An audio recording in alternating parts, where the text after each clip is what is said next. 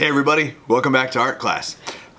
So, as I'm sure you've noticed, time's kind of strange right now since we're all like at the house, maybe here one day a week, maybe here 2 days a week. So, I don't know exactly when you're going to see this video, but it's either going to be right before Halloween or right after Halloween. So we're going to do something for Halloween. Like I said, it might end up being after Halloween when you see this, but we'll try our best. And it's still like close to Halloween. So today what we're gonna do is we're gonna draw some monsters.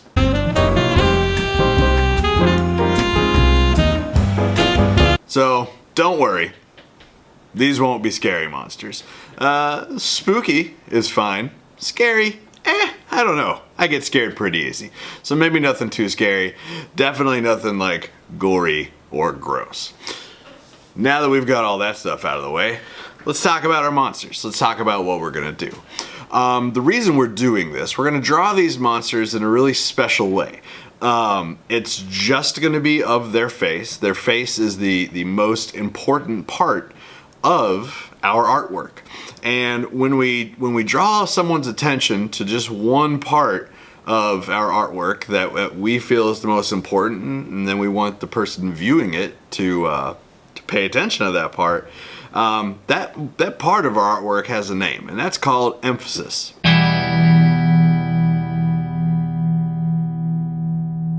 Emphasis is a very important thing for artists. It allows you, the artist, to kind of determine what area of your picture or your painting or your photograph, your drawing, what area people are going to focus on.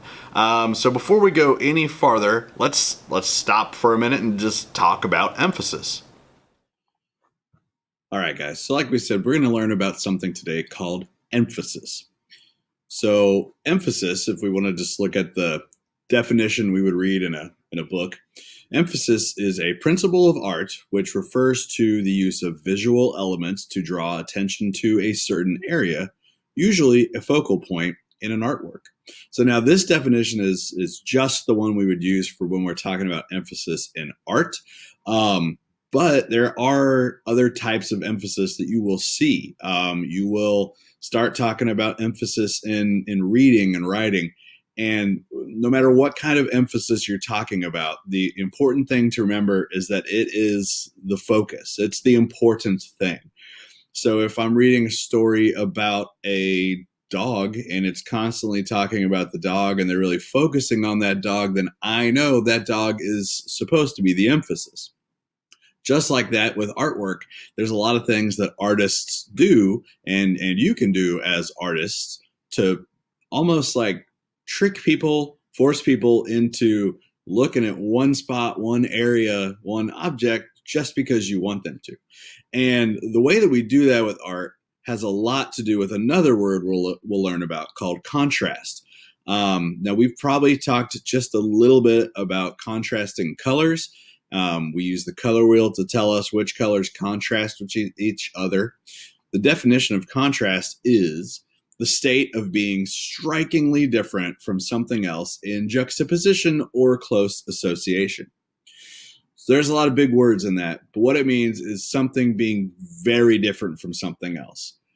There's a lot of ways that we can show this contrast, and there's a lot of ways that we can use contrast to show emphasis, to make something the focus. So we're going to talk just a little bit about a few of the easy ways that an artist can, like we said, almost kind of trick somebody, kind of direct somebody without even them knowing to, into paying attention to just one specific area. So the first way that we'll talk about is location. Now this just has to do with where something is in your picture. If we're looking at this picture of a blue background and a bunch of trees, we might notice that there's several trees, but I'm kind of drawn to the one that's over there by itself. Now, all those 4 trees up near the top right, those kind of mix together in my mind, but then there's this one separate one way down away from it. That's the one that I kind of focus on. Another way that we can make this emphasis happen in our artwork has to do with shapes and different shapes and contrasting shapes. If you're making an artwork that has a whole lot of the same type of shape in it and you want something else to really pop out, then it needs to be very different. So the example here, we have a bunch of circles in a line, and then there's a star kind of snuck in there. And when you're looking at it, I'm not saying everyone's brain is going to work exactly the same, but I'm drawn to that star, and I'm kind of wondering why is that star different? Another way that artists can do it, can show emphasis to one certain thing, is color. So color is a really important thing for art, but it's a really important thing for emphasis. If a lot of your picture is very similar, like in this one, we've got the blue background and then a bunch of lighter blue keys and one yellow key, then that really helps make people focus, make people see that the emphasis is supposed to be on that one yellow key. So kind of the last way we'll talk about using some of these emphasis tricks, these contrasting tricks to show emphasis in your artwork is size. If we look at all these ducks, there's a bunch that are the exact same size and they're pretty small. And then there's one that is huge. The emphasis, of course, on this one is that big duck. That's where our eyes are kind of drawn. And this along with the location idea and the color idea are all different ways that we're going to use emphasis in our project today. All right, guys. So all of those ways that we can use emphasis in art, all those ways that we can show different things contrasting to make one thing be the focus, a lot of those things are going to be important for what we do today. So let's draw some monsters. All right, guys, let's go ahead and get started drawing our monsters. For today, you'll need a piece of paper, a pencil, marker if you have one, and crowns or other colored markers to use to color. All right, so we were talking about emphasis, and our monster is going to be the emphasis of this picture. And actually, our monster's face is going to be the emphasis of this picture. It's like our monster took out his cell phone and took a selfie of themselves, which I guess is what a selfie is. But I'm old and we don't know things. All right, so the way that we're going to kind of force ourselves into making it a very close-up picture of our monster's face and part of our monster's head is we're not going to show the whole thing like in the middle of my paper. I want to make part of his head, part of his face go off the page somewhere. Now it needs to go off in at least one place. It can go off more than one places, and that'll make more sense in a second. We don't want it to go off every side of our page because that would almost be too close. We might end up just seeing a big giant monster nose or something. Also, remember, we're not going for like scary monsters. We're going for like, you know, spooky, cute, even kind of cartoony monsters. All right, so I am going to have my monster's face down in kind of the lower part of my paper. I'm gonna have it go off this side, and this side. So let's go ahead. I'm gonna start with some eyes. These are gonna be almost like, I don't know, antennas, like a snail, like their eyes kind of come up off their face. So I'm gonna start with some circles. Remember, since these are monsters that you're making, you can make them however you want. They do not need to look like mine. I've got a bunch of examples on the page down below the video. So hopefully you can use those to come up with some of your own ideas. Alright, so that's good for my first. I'm going to go back in a second and kind of clean up these lines when I'm tracing it.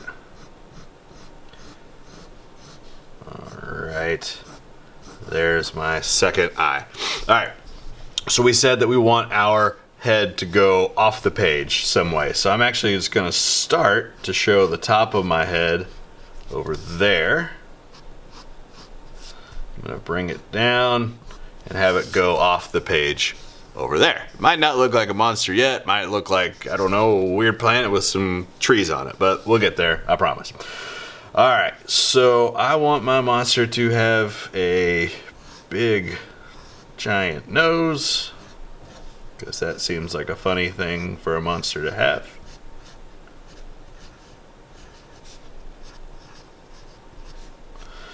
And my mouth, I'm going to have a happy monster, so he's going to be smiling. But we can't tell it's a monster unless he's got some big teeth, even though he's happy. Alright, so we're getting close to having all of our main shapes. Alright, so there is my monster. I'm going to go ahead and trace it so you guys can see the shapes better and maybe add a few details while I'm doing that.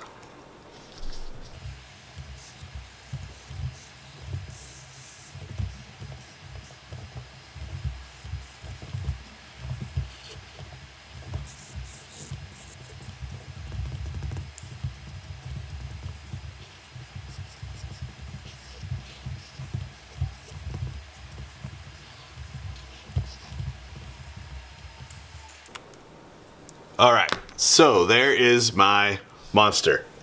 As you can tell, it's the emphasis, it's the focus, it's the important part of my picture.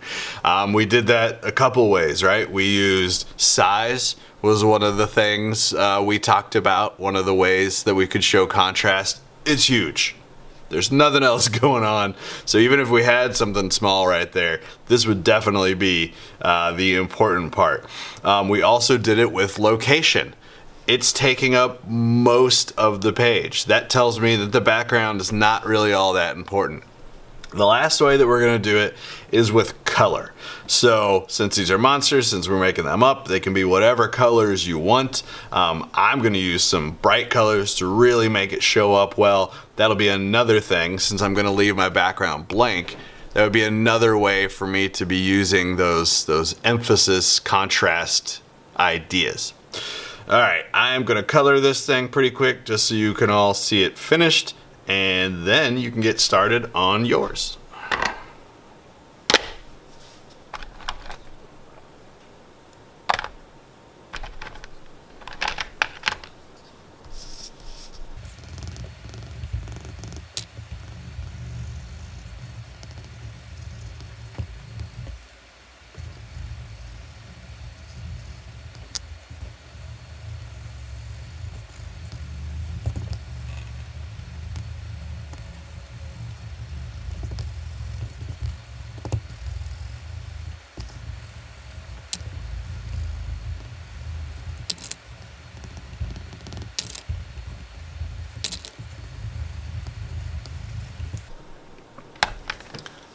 Alright guys, so there is my green, orange-nosed, pink-haired monster,